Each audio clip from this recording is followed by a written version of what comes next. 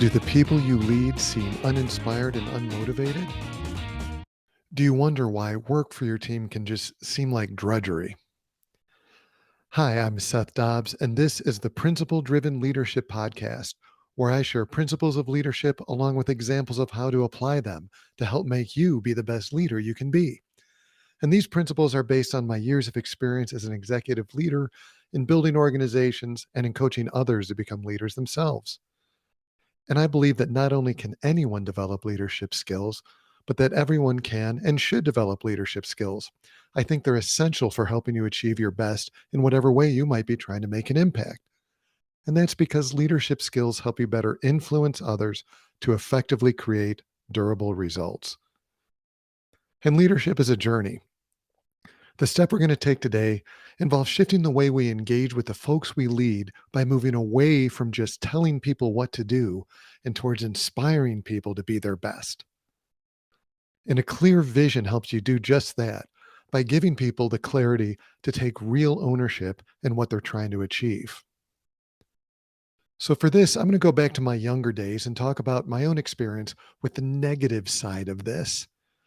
This goes back to when I was in my early 20s. I was a young hotshot software developer in a very small team inside of a very large international corporation. The team I was on was doing a lot of stuff around factory automation.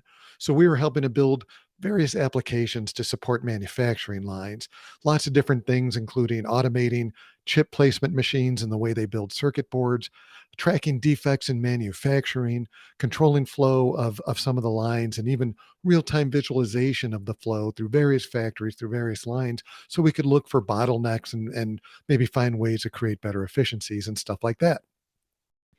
Honestly, really cool stuff. I learned a lot from the experience, and there's a lot of upside to it. But the downside, our organization's prevailing philosophy seemed to be micromanagement. And that was in spite of there being a lot of good talent at the individual contribute layer.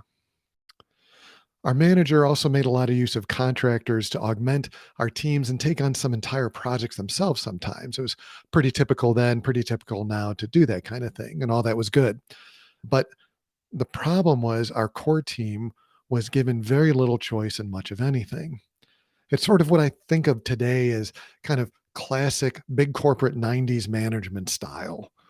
We were told what projects we would work on, when they had to be done, how to do the work, basically told everything. In other words, we had very little autonomy, really no clear sense of purpose, no clarity on what we were trying to achieve, no real leeway for making decisions or for leveraging any of our expertise. Honestly, it felt more like we were the tool rather than the craftsperson. And I'll tell you, that's not really fun. It's not motivating to be in that kind of situation. And it's an environment that really stunts growth. How could I learn in that environment? How could any of us, when we're just being told what to do all the time without understanding any of the why, what we're trying to achieve? All we could do was just execute tasks and no more. No development of knowledge, no real improvement in skill, no way to really set a bar to understand how we were growing, how were we doing our best work. In fact, it was the opposite. This kind of micromanagement really led to an erosion of any real desire to do our best work. So at some point, it was bad, and several of us complained about all of this, that we weren't really getting much out of our work. We didn't feel motivated. We weren't getting much in the way of choosing. We couldn't decide our own paths or really have much of a even say in helping that. And because of that, we found it demotivating. We found it limiting. Now, to his credit, our boss listened, seemed to hear us, and a few weeks later came back to us very excited. So at the time, we were now onto a new round of internally funded projects. And so he was going to give us our choice of what we could work on. So he showed me a list of a handful of projects, several of which were very exciting and would be really give me that opportunity to develop new skills, to do something fun and so forth. And there were a few that were basically just menial work. And so the dialogue went something like this. I'd say, hey, you know what? project one looks very exciting. I'd love to do that. Well, no, actually, we probably won't start that one for months, was the answer. So, okay, how about project two? Well, no, I'm going to have the contractors work on that. Okay, so project three looks pretty cool. Oh, yeah, yeah, I think it is. And that's why I have Susan from the consulting group getting it underway. So you can probably understand the pattern, guess how the next couple probably went. And in the end, I was left essentially with choosing between like the small handful of lousy projects. And at that point, I didn't really care which one. I might as well have thrown a dart at the board or whatever and picked one. I found out later the same thing happened, same exact process to a coworker. And in both our cases, at the end, our boss had the audacity to smile excitedly and say, "See, I let you choose your work." It was not long after that that several of us actually made the choice to leave the company. The principle: people thrive when they own their work. This really gets to the true power of having a strong, well communicated vision. And this is because it's really, if you think about it, it's impossible for you to instruct everyone you lead every day in how to do their work. And selfishly, if we think about just ourselves as leaders, how many people can you really lead if you're focused on that kind of minutia on a daily basis? It's hard to scale. And at least as important, it's demotivating to the team to treat them that way. They're not going to thrive. There's no sense of ownership when you do that. So, over the past few podcasts, I've made several points around vision that I want to revisit and bring together here to really see what we're working towards and understand the outcome of a good vision. So, I started by talking about the three keys to a good vision several episodes ago.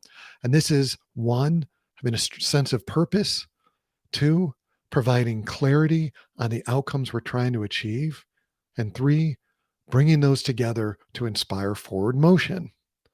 Then I later talked about focusing on outcomes and how that helps create a better sense of purpose. Then I talked about clarity and narrowing the outcomes you and your teams focus on so that you all can achieve more. And so now, here, if you've done a good job in purpose and clarity, the people you lead will be able to take real ownership and excel in their work, thereby creating forward motion towards the vision. And that's exactly it. You know you're doing this right when you start seeing that forward motion, when you start seeing the folks that you lead take ownership of the vision and start taking steps on their own towards achieving it with their own drive. You'll see a growing sense of excitement and energy in the team that's thriving through clear ownership of the outcomes that the organization is moving towards. And that's because this connectedness to bigger results and the ability to apply and ideally sometimes even grow their own expertise will bring a joy and a pride to the team that simply isn't going to happen if you're just telling people what to do. So let's look at that a little more closely. I'll return to my early experience. What if, instead of what happened, what if my boss had come to us and said something like this? Hey, we have several objectives. We need to reduce the defects in our factories to reduce the cost of rework and waste. We also need to increase the efficiency of line changeover, which is the amount of time, the effort, the cost to switch the product that's being produced in a manufacturing line. Reducing that is actually a pretty great efficiency for a manufacturing organization. And maybe we need to understand which lines are operating the smoothest so that we can apply learnings from what's happening there to other manufacturing lines. And where do you, Seth, think you could help make us better? With that setup, we might have even been able to have discussions around personal growth, around organizational growth, and how together supporting the big picture, making the entire business unit improve. With that kind of clarity, I might have had a very different view of the choices that I was given. It's actually absolutely possible that the work that I had perceived at the time as a bad choice might suddenly have been one of the most exciting things that I'd ever worked on because I would have shifted from just seeing something as a task that I was being assigned and had to do to seeing what I was being asked as a contribution to truly improving the organization. And in doing so, that could have done wonders for my motivation. Knowing why something is important. Perhaps I'm just creating a report that shows where there's flaws in the line, right? And the old way it was presented, instead of making it about what I'm doing, oh, yay, I'm writing another report. If my boss had made it more about what I'm achieving, my response might have been, oh, wow, this data that I'm bringing together shows that we actually have a defective machine that's creating flaws in the product and costing us money. And we can fix this with what I've been able to find out.